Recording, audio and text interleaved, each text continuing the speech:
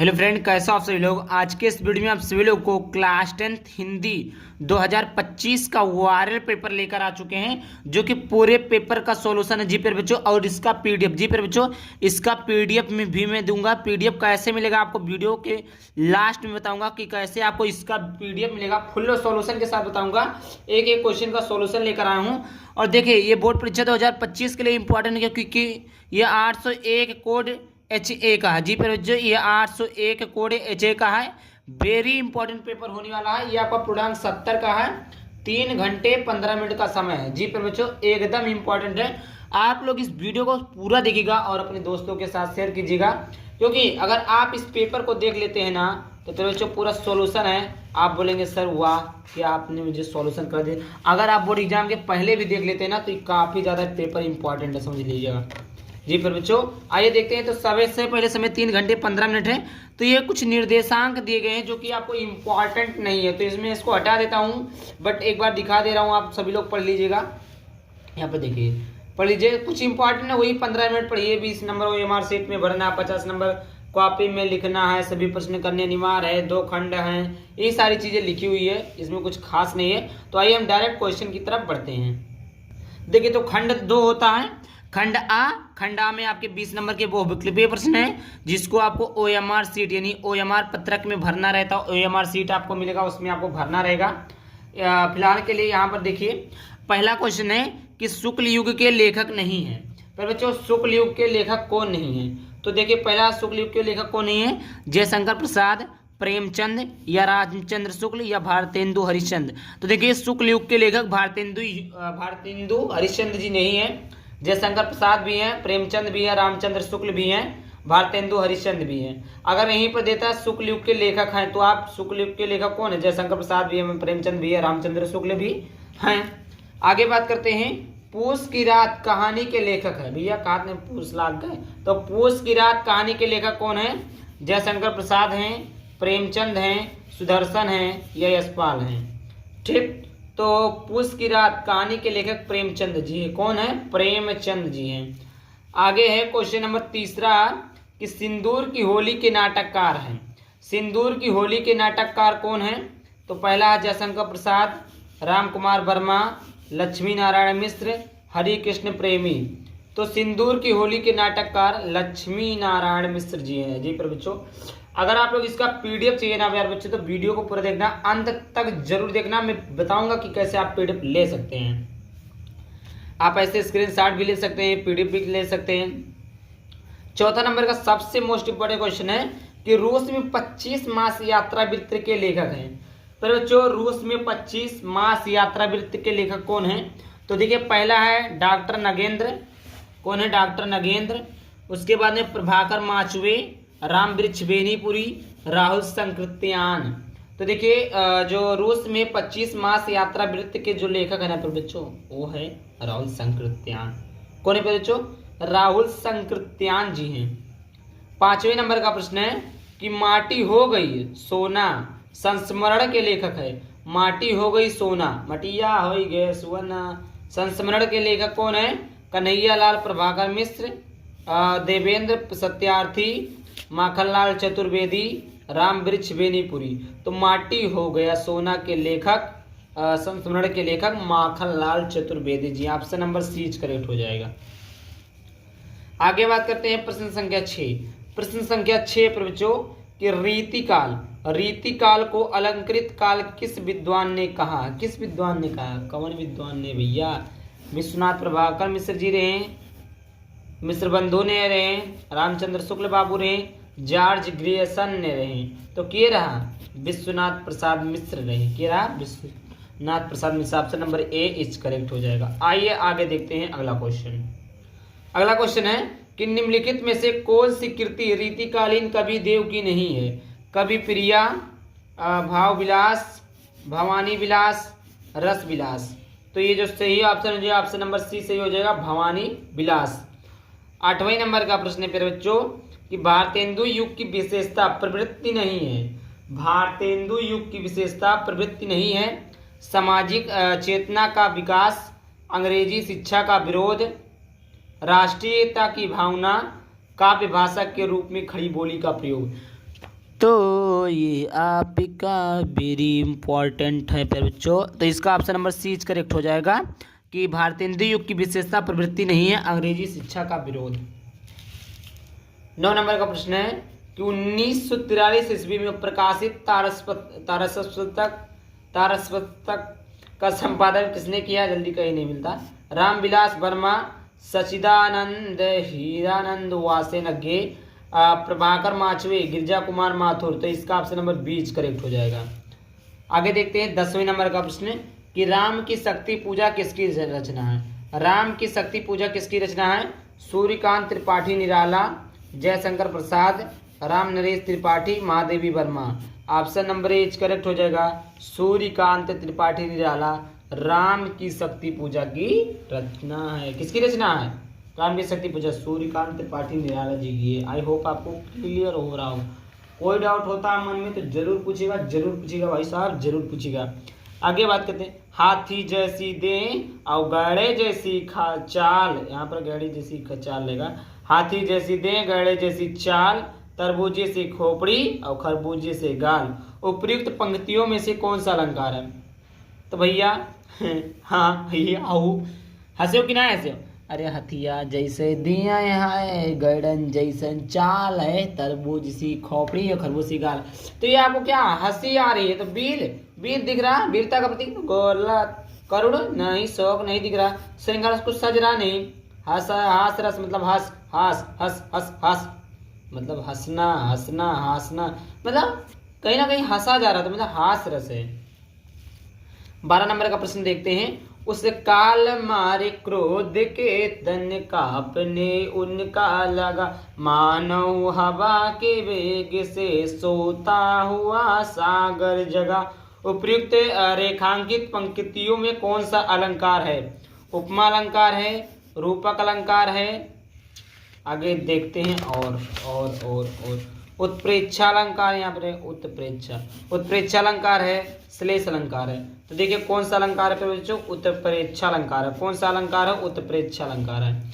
आगे देखते हैं। जो सुमिरत सिद्धि होई, गण नायक करिबर बदन, करहूं अनुग्रह सोई, और बुधिरास शुभ गुण सदन। उपयुक्त पंक्तियों में प्रयुक्त छंद है सोठा, दोहा, रोला, कुंडलियां। तो इसका ऑप्शन नंबर 20 सही हो जाएगा, दोहा। 14 नंबर का प्रश्न है। निम्नलिखित में से किस शब्द में अनु उपसर्ग का प्रयोग हुआ है? तो मैं बता दूं प्यारे बच्चों, उपसर्ग का मतलब क्या होता है? जी प्यारे बच्चों, उपसर्ग, ताकि आपको कोई सा भी क्वेश्चन मिले तो उपसर्ग में होता है आगे का वर्ड, जो आगे वर्ड जुड़ा होता है, और जो भी शब्द जुड़ा हो उसका कोई अर्थ नहीं। ऐसा नहीं है जैसे कविता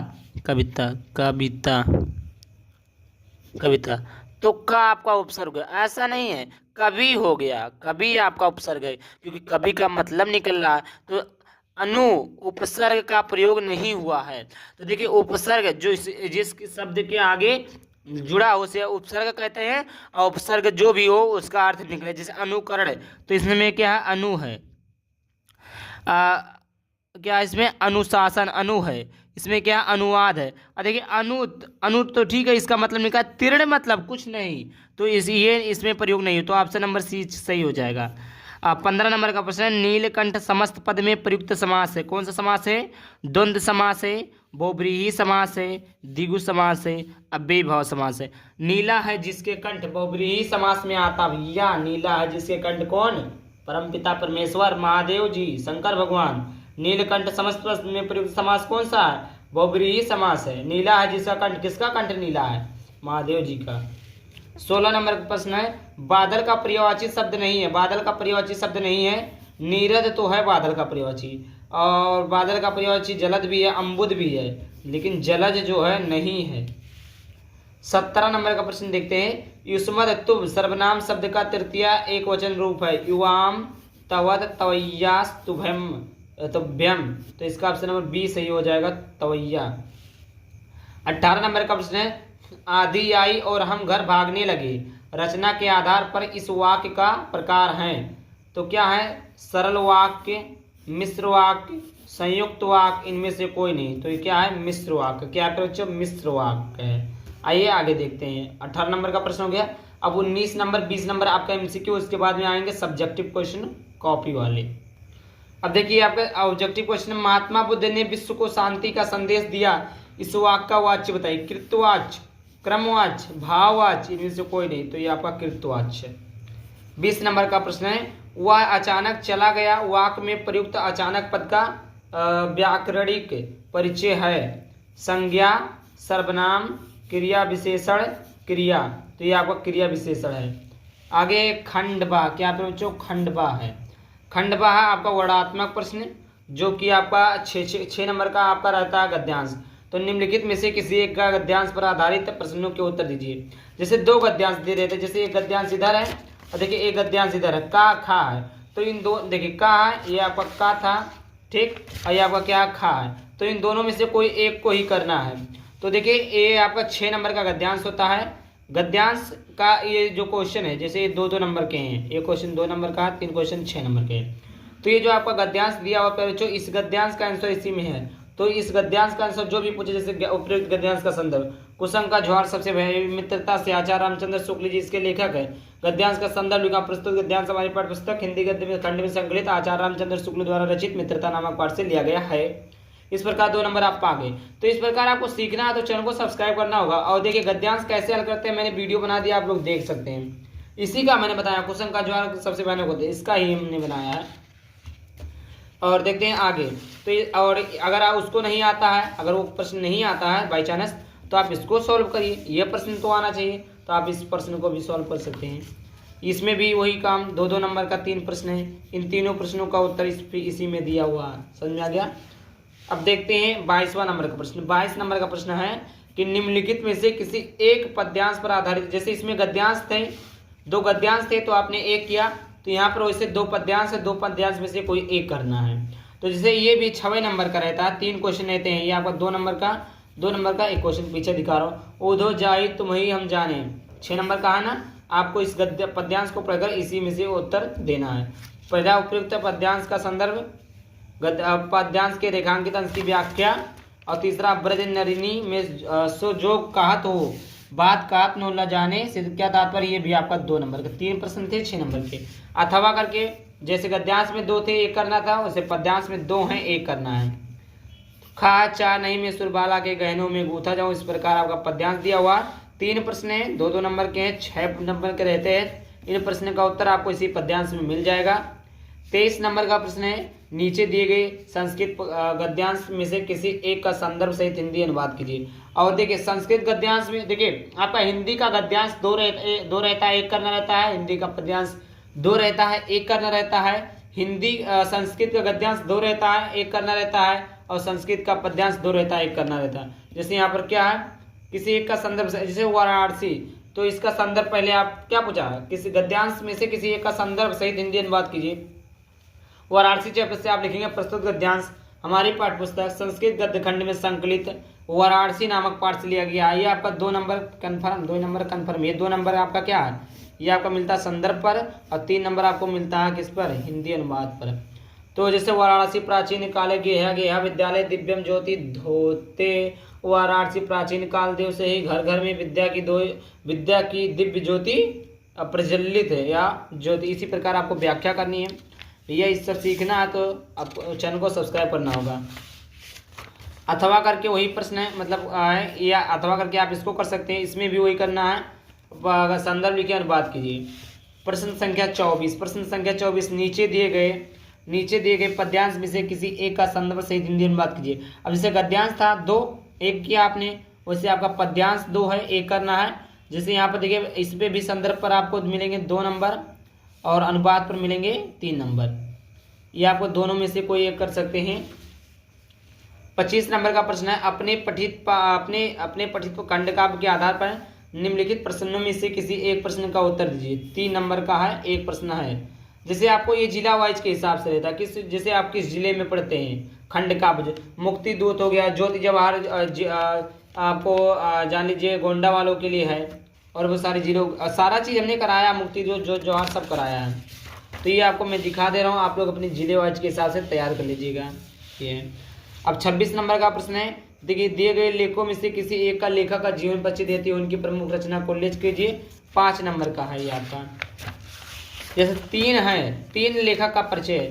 देखिए गद्यांश में लेखक रहते हैं, पद्यांश में कवि रहते हैं। देखिए 4 हैं, चारों में से कोई आप एक करेंगे 5 नंबर मिलेगा। दिए गए कवियों में से किसी एक का, ये आपका कवि का जीवन परिचय 4 दिया है, कोई आप एक लिखेंगे 5 नंबर मिलेगा। 27 नंबर का प्रश्न है कि अपने पाठ्य पुस्तक के संस्कृत खंड के आधार कोई एक श्लोक लिखना है, यह आपका 2 नंबर का रहता है। आपके विद्यालय में पुस्तकालय ये आपको एक एप्लीकेशन लिखना है, दोनों में से आपको ये आपका स्कूल के ऊपर है, ये आपके बधाई पत्र के लिए, ये आपका पत्र लेखन रहता है, एक एप्लीकेशन रहता है। तो आप दोनों में से कोई एक करेंगे, यहाँ से आपको 4 नंबर मिलते हैं। कितने नंबर मिलते हैं? 4 नंबर। 29 नंबर का प्रश्न है, निम्नलिखित में से किसी 2 प्रश्नों के उत्तर संस्कृत में दीजिए। देखिए ये 2 दिए हैं, 2 दिए हैं और 2 ये दिए, 4 दिए हैं, चारों में से कोई 2 करना है जिससे आपको 2 नंबर मिलेंगे। और निम्नलिखित में से किसी एक विषय पर निबंध लिखिए। तो बच्चों यहाँ पर एक निबंध लिखिएगा, पर्यावरण प्रदूषण की समस्या और समाधान। अभी मैंने बताया भी है, पर्यावरण प्रदूषण की समस्या और समाधान, इस पर आप लोग निबंध लिखिएगा। या आपका 5 निबंध है, 5 में से कोई एक ही लिखना रहता है, तो ये इंपॉर्टेंट है। ये रहा पूरा पेपर समाप्ति। तो मैंने बता दिया कि आप लोगों को PDF कैसे लेना है। आप लोग 9696 इस नंबर पर मैसेज करके पेमेंट करके आप लोग स्क्रीनशॉट भेजिए, आपको PDF मिल जाएगा। जय हिंद, जय भारत।